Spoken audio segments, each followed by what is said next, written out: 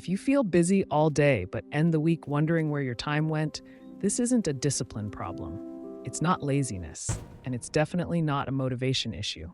Here's the uncomfortable truth most people never hear. Your focus isn't failing you, it's being used against you. Right now, quietly, systematically. And the more you try to focus harder, the deeper the trap gets. Think about this for a second. You wake up, check your phone, answer messages, scroll a little, react to news, jump between tasks, and before noon, your mental energy is already gone. Sound familiar? That constant mental fog, that low-grade anxiety, that feeling of never being fully present. It's not random. It's the inattention economy doing exactly what it was designed to do. The question is, how long are you going to let it decide how your mind works? In this video, you're going to see why managing attention is no longer enough, and why the people who are actually winning at productivity, self-development, and mental focus are doing something radically different. This isn't about quitting technology or becoming extreme. It's about reclaiming agency over your mind, your time, and your life. And once you see how this works, you won't be able to unsee it. You're not distracted because you lack discipline. That's the lie. You're distracted because you're living inside a system designed to harvest your mental focus. Every app, notification, headline, and just one more scroll is competing in a silent war for your attention. This is the attention economy, and your brain is the product. The problem isn't weak self-development. It's that productivity today happens inside an environment engineered to break it. And unless you see the trap, your mindset keeps blaming you instead of the system. Being always on sounds productive, but it quietly erodes your ability to think. Fragmented attention kills critical thinking, weakens complex problem solving, and flattens real human connection. You reply fast, but you don't think deep. You consume constantly, but you rarely integrate. Over time, this doesn't just hurt time management, it rewires how your brain processes meaning. You're busy, yet strangely behind. That's not failure. That's cognitive overload pretending to be productivity. Here's the part most people miss. This isn't just burnout. Burnout is obvious. This is subtler, a slow dismantling of cognitive strength. When mental focus is constantly hijacked, the brain adapts by avoiding depth altogether. Reading feels harder. Silence feels uncomfortable. Even personal growth starts feeling like effort instead of curiosity. That's why so many people say they want to change but feel mentally exhausted before they even start. The system trained them that way. And here's the uncomfortable life lesson. Trying to focus harder inside this environment usually backfires. You push more, strain more, force discipline, and still feel scattered. That's because the real problem isn't attention itself. It's what you're allowing into your mind by default. Once you see this, a new question emerges, one that flips everything you think you know about productivity, discipline, and how to live better. And that question leads directly to the next shift most people never make. Here's the counterintuitive truth most people aren't ready to hear. The most successful people don't protect their focus. They protect their distraction budget. They're not trying to concentrate harder inside chaos. They're strategically removing chaos before it ever touches their mind. That's the real mindset shift. High-level productivity in 2026 isn't about heroic discipline. It's about intelligent self-development that preserves cognitive energy for what actually matters. This is where the idea of the inattention economy flips the script. Strategic inattention means consciously choosing what doesn't deserve access to your mind.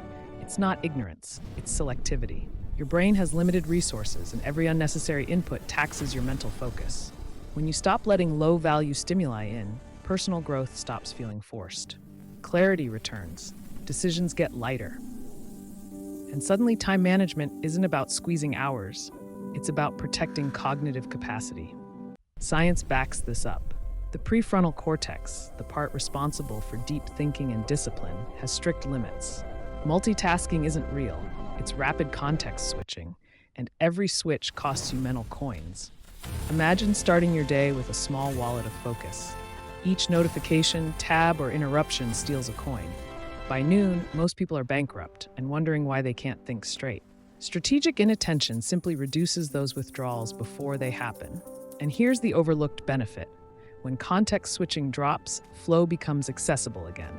Not the mystical kind, the practical kind, where work feels smoother, thinking feels clearer, and productivity compounds naturally. This is how people create without burning out. They don't chase focus. They design for it by mastering what they ignore. Once you grasp this, the next step becomes unavoidable. You have to decide what not to do first. If personal growth had a starting point, this would be it, deciding what no longer deserves your attention. Most people build productivity by adding tools, habits, and systems. High performers do the opposite first. They subtract. A not-to-do list isn't about restriction. It's about reclaiming mental focus. Every low-value action you remove gives your brain room to think again. This is discipline in its most intelligent form. Start by spotting activities that look productive but quietly drain you. Checking email first thing in the morning, scrolling just for inspiration, watching news cycles that repeat the same fear in different words. These behaviors fragment your mindset before the day even begins. A simple rule helps. If it doesn't move your work, health, or relationships forward, it doesn't get first access to your mind. That alone upgrades time management instantly. Here's a practical example. Instead of opening email at 8 a.m., delay it until after your first deep work block. Instead of endless scrolling, replace it with a 10-minute walk or a few pages of a real book, something like Deep Work by Cal Newport or Atomic Habits by James Clear. These aren't productivity hacks, they're cognitive shields. You're teaching your brain that depth comes before noise. The shift feels uncomfortable at first. Silence exposes restlessness. Boredom shows up. That's normal. Your brain was trained to expect stimulation on demand, but if you stay consistent, something clicks. Clarity returns faster, decisions feel cleaner, and discipline stops feeling like force. And once subtraction works, the next question becomes obvious. How do you design an environment that makes distraction almost impossible? Here's a hard truth about discipline. Willpower is overrated. Environment wins almost every time. People don't fail at productivity because they're weak. They fail because their surroundings constantly sabotage their mental focus. A deep work sanctuary isn't about aesthetics, it's about removing friction. When distractions are invisible, your brain relaxes. When they're accessible, your mindset stays on edge. Smart self-development starts with designing spaces that support the behavior you want. Think of your environment as a silent coach. If your phone is on your desk, your brain is negotiating with it, even if you don't touch it. If notifications are on, part of your attention is already gone. The fix is simple but powerful. Put your phone in another room, use sight blockers like Freedom or Cold Turkey, and keep only the tools you need in sight. You're not relying on discipline anymore. You're outsourcing it to structure. This applies beyond work. If you want better time management, stop trusting motivation and start trusting systems. Want to read more? Keep a physical book on your desk and your phone across the room. Want clearer thinking? Use noise-canceling headphones or instrumental music to signal focus mode to your brain. Small environmental cues stack up into massive productivity gains without mental strain or burnout. When the environment does the heavy lifting, something surprising happens. Work feels lighter. You enter tasks faster, you stay longer, and you leave with energy instead of depletion. This is how professionals protect personal growth long-term. But even the cleanest environment can't save you if the information you consume is fast, shallow, and reactive, which leads directly to the next shift you need to make. Your brain digests information the same way your body digests food. Fast inputs create spikes, crashes, and cravings for more. Slow inputs build strength. A slow information diet isn't about consuming less, it's about consuming better. When you replace reactive content with intentional learning, your mindset shifts from stimulation seeking to meaning building. That's where real self-development begins to compound. Fast information feels productive, but leaves nothing behind. Headlines, short clips, outrage cycles, they flood your mind without deepening it. Slow information does the opposite. Books, long-form essays, thoughtful podcasts force your brain to sit, process, and connect ideas. This is how mental focus is rebuilt. Think of authors like Nassim Taleb, Naval Ravikant, or Ryan Holiday.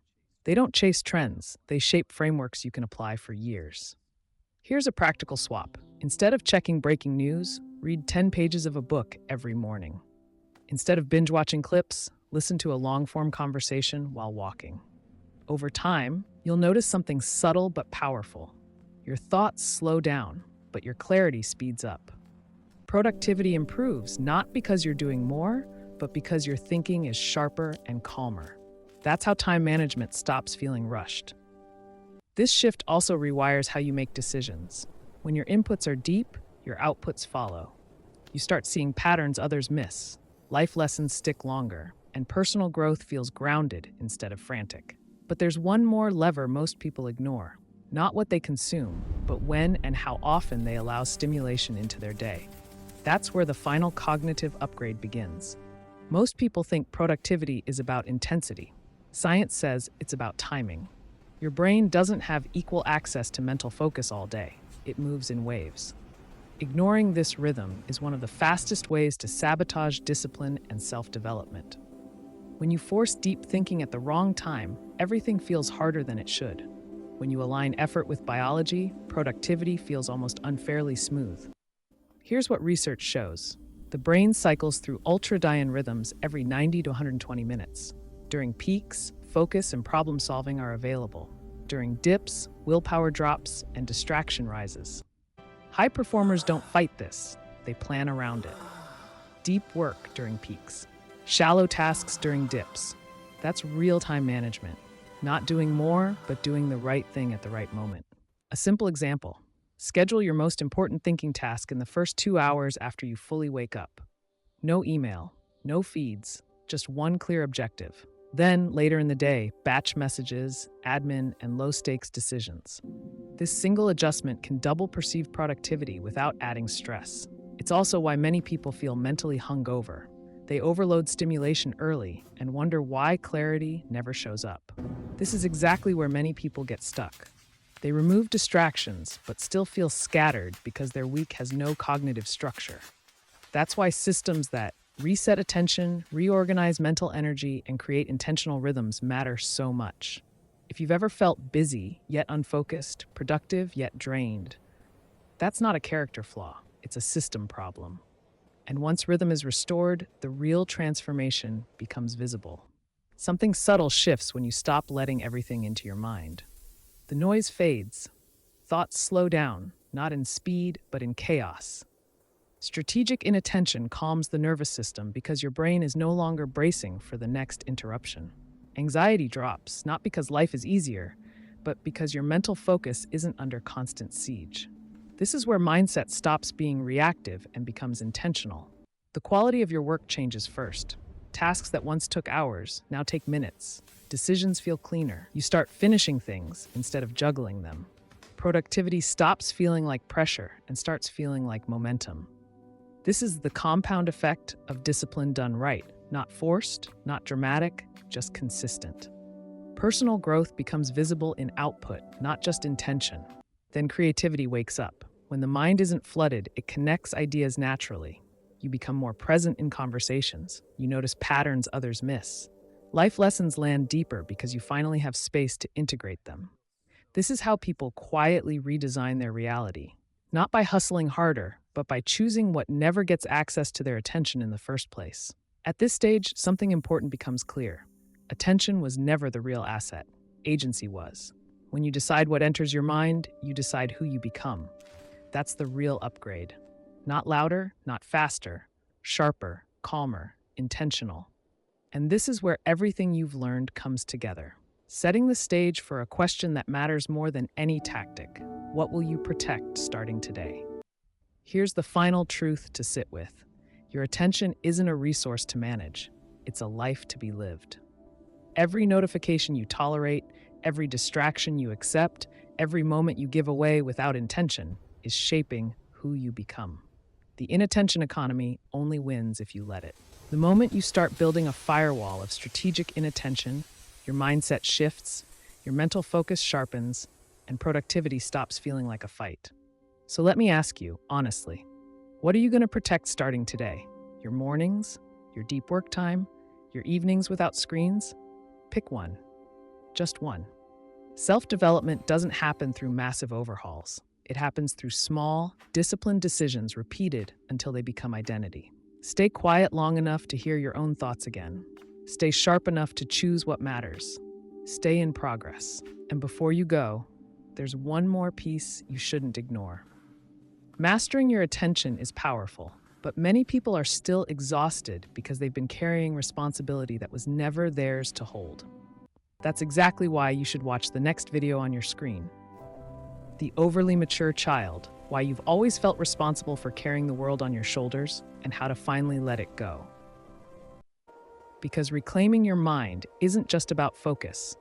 It's about releasing the invisible weight that's been draining your energy for years. If this video helped you see your mind differently, subscribe to the channel and turn on notifications. Here, we don't chase hacks. We build clarity, discipline, and personal growth, one idea at a time. Stay quiet, stay sharp, stay in progress.